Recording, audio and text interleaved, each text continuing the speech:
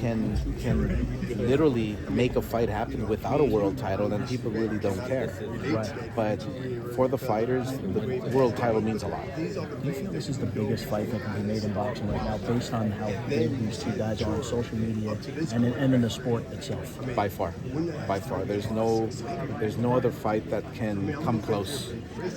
This fight here, Ryan Garcia, Tank Davis, by far is the biggest fight. How important is this fight specifically for your company, for Golden Boy Promotions? How important is this fight? And how important is it for him to win as opposed to just go and have a big event but lose? Every fight is important to us. Whether it's a Ryan fight or whether it's a Jaime Munguia fight or a Virgil Ortiz fight, every single fight is very important to us because we look out for our fighters. We're building champions. We're building the next generation. Golden Boy will always be around. Fighters come and go.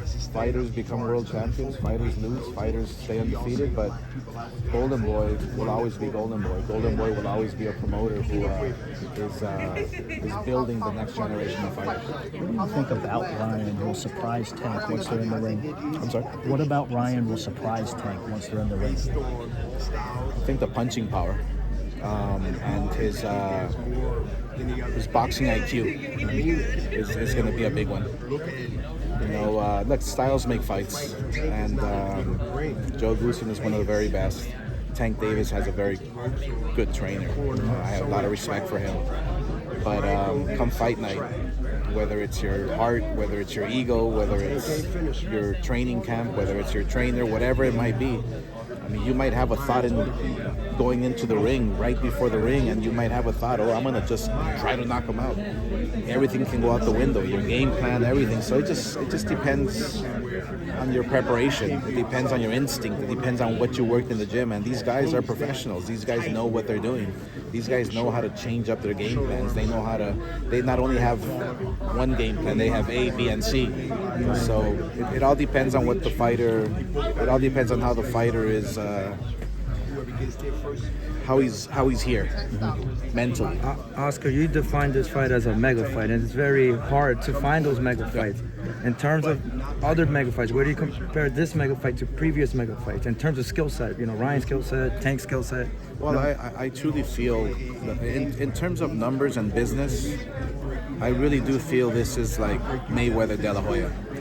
I believe it can do. People call me crazy when I said it can do 2 million homes. I believe it can break 2.4 million homes that me and Mayweather did. It's that big of a fight. Come to think of it, I believe Tank and Ryan, or maybe Tank was bigger than Mayweather when he fought me, with world titles, and he had popularity and Instagram followers and this and that. So we're in a different world. We're in a different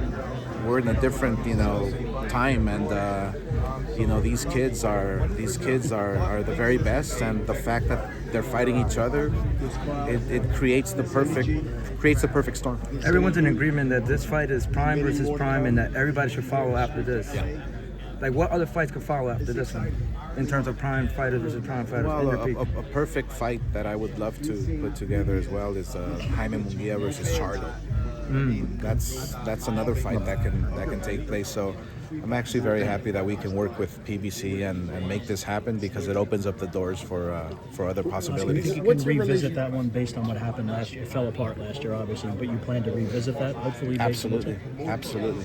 We are partners with DAZN and and Showtime, and we've put this together. We can make others. So I'm very optimistic that we can have the prime versus prime types of fights that boxing deserves. Oscar, what's your relationship with Terrence Crawford? I seen a picture